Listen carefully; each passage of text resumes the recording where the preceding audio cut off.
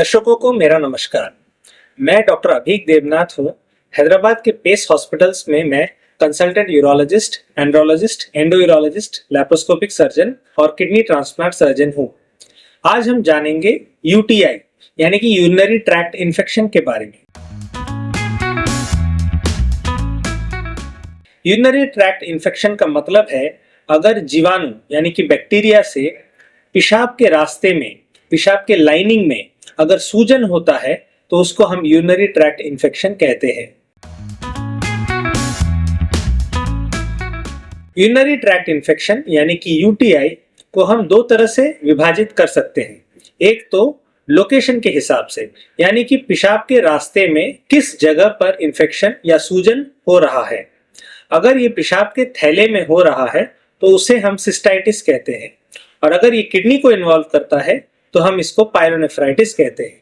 इसके अलावा जेंट्स में या पुरुष में ये प्रोस्टेट को भी अफेक्ट कर सकता है, जिसको हम प्रोस्टेटाइटिस कहते हैं, या फिर अंडकोश या स्पर्मेटिक कॉर्ड को अफेक्ट कर सकता है, जिसको हम ऑर्काइटिस, या अगर स्पर्मेटिक कॉर्ड को अफेक्ट करता है तो हम उसको फ्यूनिकुलाइटिस कहते हैं। इसके अलावा यूटीआई को हम इस तरह से भी डिवाइड कर सकते हैं कि ये कॉम्प्लिकेटेड है या नहीं है।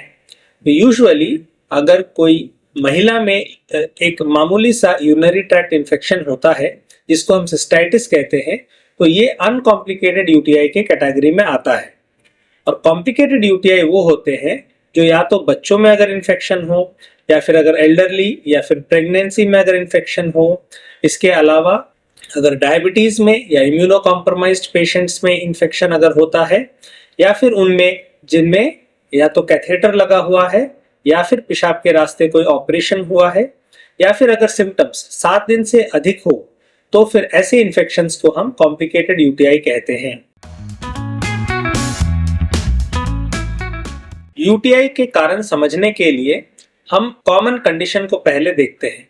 तो सबसे आम बात है या सबसे कॉमन सिनेरियो है, एक अगर एडल्ट वुमेन में या महिला में अगर अनकॉम्प्लिकेटेड यूरिनरी ट्रैक्ट इन्फेक्शन हो, जिसको हम सिस्टाइटिस कहते हैं। तो ऐसा सिस्टाइटिस या पेशाब के थैले में इन्फेक्शन तब होता है जब जीवाणु बहुत खतरनाक हो, या फिर अगर लोकल इम्यूनिटी या बॉडी का जो रेजिस्टेंस मैकेनिज्म है जो जीवाणु के ग्रोथ को कम करता है, वो अगर हैम्पर हो या वो अगर खराब हो। तो ऐसा तब होता है जब मान लीजिए अगर एंटीबायोटिक हम लेते हैं किसी छोटे से इन्फेक्शन के लिए, या फिर हमें पता नहीं इन्फेक्शन है भी या नहीं, और अगर ये एंटीबायोटिक ट्रीटमेंट इनएप्रोप्रिएट है, यानी कि अगर डोज सही नहीं है, या फिर एंटीबायोटिक जो हम ले रहे हैं अगर वो मॉलिक्यूल सही नहीं है, या फिर अगर उसको इनएडिक्वेट ड्यूरेशन के लिए लेते हैं, यानी कि बहुत कम 1 डोज या 2 डोज के लिए अगर हम लेते हैं, तो जो बैक्टीरिया है या जीवाणु है पेशाब के रास्ते में, वो रेजिस्टेंस डेवलप करता है एक क्लास ऑफ एंटीबायोटिक के लिए। तो अगर रेजिस्टेंस डेवलप करता है तो ये जीवाणु अगले बार इन्फेक्शन कर सकता है और वो रेजिस्टेंट इन्फेक्शन होगा, यानी कि बैक्टीरिया या जीवाणु का विरुलेंस जो हम कहते हैं वो बढ़ जाएगा। इसके अलावा कुछ नेचुरल डिफेंसेस होते हैं हमारे बॉडी में, तो पेशाब के रास्ते में भी कुछ नेचुरल डिफेंसेस होते हैं। तो अगर ये डिफेंसेस कमजोर हो जाए, ये कमजोर यूजुअली होता है अगर पर्सनल हाइजीन ठीक से मेंटेन ना हो, या फिर अगर बॉडी में डिहाइड्रेशन हो, या अगर कोई और परिस्थिति हो, जैसे कि अगर डायबिटीज हो, या बढ़ते उम्र के साथ लेडीज में हार्मोनल चेंजेस होते हैं जिसके कारण अगर ईस्ट्रोजन का मात्रा शरीर में कम हो, तो ऐसा देखा गया है कि लोकल इम्यूनिटी कम हो जाता है। तो मान के चलिए अगर लोकल इम्यूनिटी कम हो, या फिर अगर बैक्टीरिया खतरनाक हो, या फिर शायद दोनों कारण अगर हो, तो फिर पेशाब के रास्ते में इन्फेक्शन हो सकता है और सूजन हो सकती है। तो जैसा कि मैंने इससे पहले के सवाल में डिस्कस किया कि महिलाओं में जो कॉमन सिनेरियो है एक एडल्ट वुमेन में किस कारण से यूटीआई होता है, पर यही चीज अगर हम बच्चों में देखें तो फिर एनाटॉमिक और फिजियोलॉजिकल फैक्टर्स इंपॉर्टेंट हो जाते हैं। एक बच्चे में अगर किडनी के रास्ते में कोई रुकावट हो, या किडनी के सिस्टम में अगर डायलिटेशन हो तो फिर वहां पे पेशाब रुककर इन्फेक्शन हो सकता है। कॉमन कॉजेस हैं पोस्टीरियर यूरेथ्रल वाल्व, या फिर ब्लैडर डाइवर्टिकुलम, या फिर पेल्वी यूरेट्रिक जंक्शन ऑब्स्ट्रक्शन, या फिर प्राइमरी ऑब्स्ट्रक्टिव मेगा यूरेटर, या डुप्लीकेशन ऑफ द यूरेटर। तो ये कुछ ऐसे कारण हैं जिसमें पेशाब के रास्ते में कहीं ना कहीं कोई रुकावट होती है, जिसके कारण पेशाब ठीक से ऊपर से नीचे नहीं आ पाता है। इसके अलावा कुछ फिजियोलॉजिकल कंडीशन है, जैसे कि VUR, वेसाइको यूरेट्रिक रिफ्लक्स। ऐसे में पेशाब जो ऊपर से नीचे नॉर्मली आता है, VUR रहने के वजह से पेशाब नीचे से ऊपर जाता है, तो पेशाब के थैले से पेशाब रिफ्लक्स होकर किडनी के तरफ जाता है, तो ऐसे में भी इन्फेक्शन का खतरा ज्यादा है। इसके अलावा अगर पेशाब के रास्ते कहीं पे भी स्टोन फॉर्मेशन हो, यानी पथरी बने, तो फिर पेशाब के रास्ते इन्फेक्शन हो सकता है। और अगर कोई न्यूरोलॉजिकल कॉज हो, जैसे कि स्पाइनल डिस्ट्रैफिज्म हो, मेनिंगोसील हो, या स्पाइन में कोई और प्रॉब्लम हो जिसके वजह से पेशाब ठीक से पेशाब के थैले से बाहर नहीं आता हो, या फिर पेशाब रुक जाता हो, तो ऐसे में पेशाब के रुकावट के कारण पेशाब में इन्फेक्शन हो सकता है।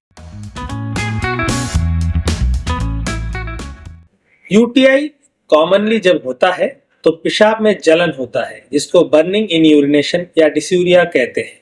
इसके अलावा पेशाब बहुत जल्दी जल्दी आता है, जिसको फ्रीक्वेंसी और अर्जेंसी कहते हैं। इसके अलावा पेशाब में एक स्मेल भी आ सकता है, फाउल स्मेलिंग यूरिन, या फिर गाढ़ा पेशाब आ सकता है, यानी कि टर्बिड यूरिन, या फिर पेशाब में हल्का सा खून भी आ सकता है, जिसको हिमेचूरिया कहते हैं। जैसे कि पिछले सवाल में मैंने कहा कि पेशाब में ये सिम्टम्स होती हैं जब पेशाब में इन्फेक्शन या सूजन होता है, जो कि है फ्रीक्वेंसी, अर्जेंसी, बर्निंग और पेशाब में खून आना, यानी कि हिमेचूरिया। इसके अलावा अगर जेंट्स में प्रोस्टेट में या फिर अंडकोश में अगर इन्फेक्शन हुआ तो उसके अकॉर्डिंग वहां सिम्टम्स आती हैं। जैसे कि अगर प्रोस्टेट में हुआ तो लोअर एब्डोमिनल पेन हो सकता है, पेशाब के सिम्टम्स और भी ज्यादा एग्रीवेट हो सकते हैं, वॉइडिंग LUTS हो सकता है जिसमें पेशाब रुक रुक के होता है या फिर जोर लगा के पेशाब करना पड़ता है। इसके अलावा एक्यूट प्रोस्टेटाइटिस में तेज बुखार भी आ सकता है और जाड़े के साथ दे सकता है। इसके अलावा अगर किडनी में इन्फेक्शन हुआ, जेंट्स में या लेडीज में अगर किडनी में इन्फेक्शन होता है, जिसको हम पाइलोनेफ्राइटिस कहते हैं, तो यूजुअली कमर में बहुत दर्द होता है और जाड़े के साथ बुखार आता है।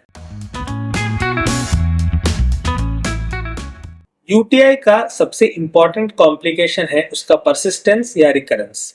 अगर यूटीआई एक बार होता है तो अगर वो इनएडिक्वेटली ट्रीट हुआ, या एंटीबायोटिक का डोज या ड्यूरेशन अगर इनएडिक्वेट हुआ, या काफी नहीं हुआ, या सही मात्रा में नहीं गया, तो फिर जीवाणु वहीं पे परसिस्ट कर सकते हैं, या फिर तेजी से दोबारा ग्रो कर सकते हैं, या दोबारा से इन्फेक्शन हो सकता है। इसके अलावा बार बार अगर पेशाब के रास्ते इन्फेक्शन होता है तो ऑब्वियसली क्वालिटी ऑफ लाइफ बहुत इफेक्ट करता है। इसके अलावा अगर इन्फेक्शन किडनी तक फैलता है तो किडनी में स्कार फॉर्मेशन हो सकती है और किडनी का फंक्शन कम हो सकता है। यूटीआई को बहुत इजी वे में हम क्लिनिकली डायग्नोज कर सकते हैं। इसको सपोर्ट करने के लिए हम पेशाब के कुछ सिंपल टेस्ट कर सकते हैं, जिनमें है यूरिन रूटीन माइक्रोस्कोपी और midstream urine culture and sensitivity. इससे हमको एक्यूरेटली पता चलता है कि कितनी जीवाणु कितने मात्रा में पेशाब में है और वो किस एंटीबायोटिक से सेंसिटिव है या रेजिस्टेंट है।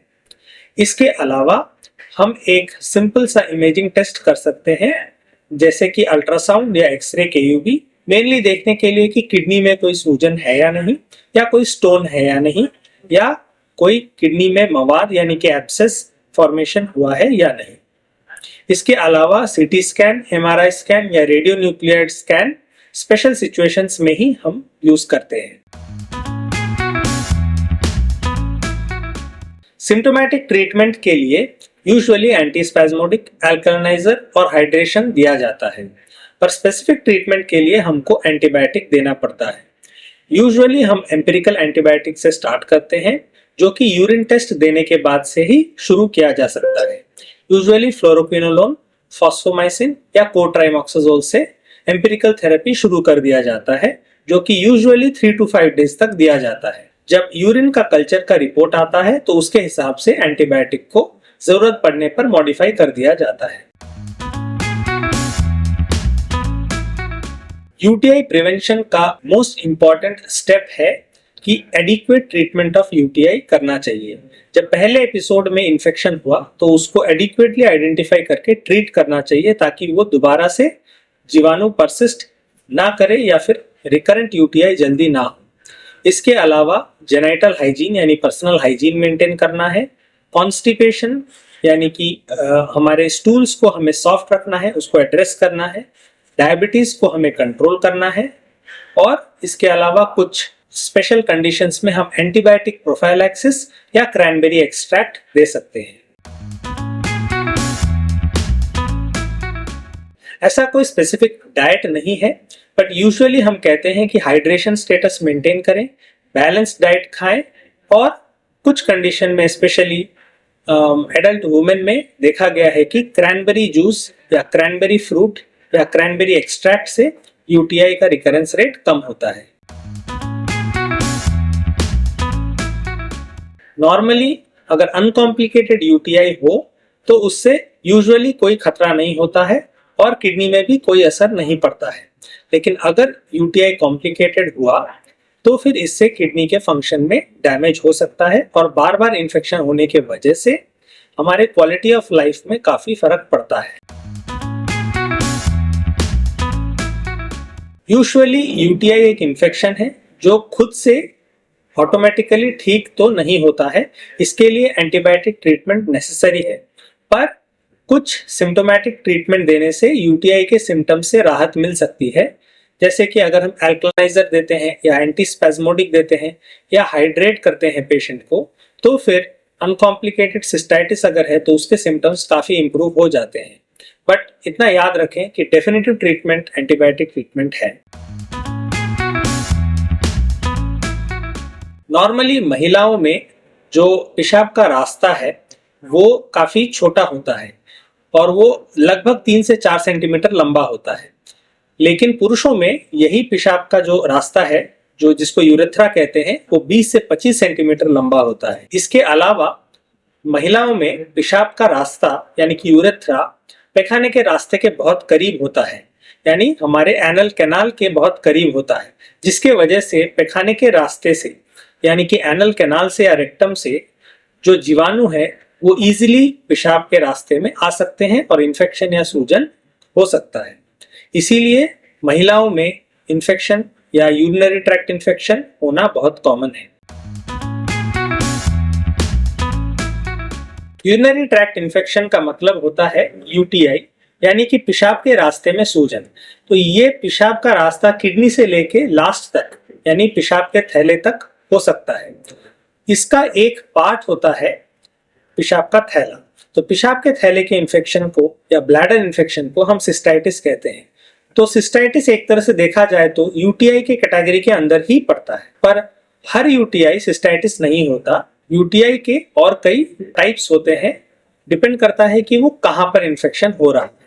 तो सिस्टाइटिस या ब्लैडर इन्फेक्शन यूटीआई का एक कैटेगरी है। यूटीआई ज्यादातर लेडीज में ज्यादा होता है, महिलाओं में ये इसीलिए ज्यादा होता है जैसा कि मैंने कहा क्योंकि पेशाब का रास्ता छोटा होता है और वो पैखाने के रास्ते के काफी करीब होता है। इसके अलावा उन बच्चों में जिनमें कोई एनाटॉमिक एबनॉर्मलिटी हो जो हमने डिस्कस किए, जैसे कि पीयूवी हुआ, वीयूआर या पीयूजेओ या फिर अगर स्टोन डिजीज हुआ, तो इनमें यूटीआई होने की संभावना ज्यादा है।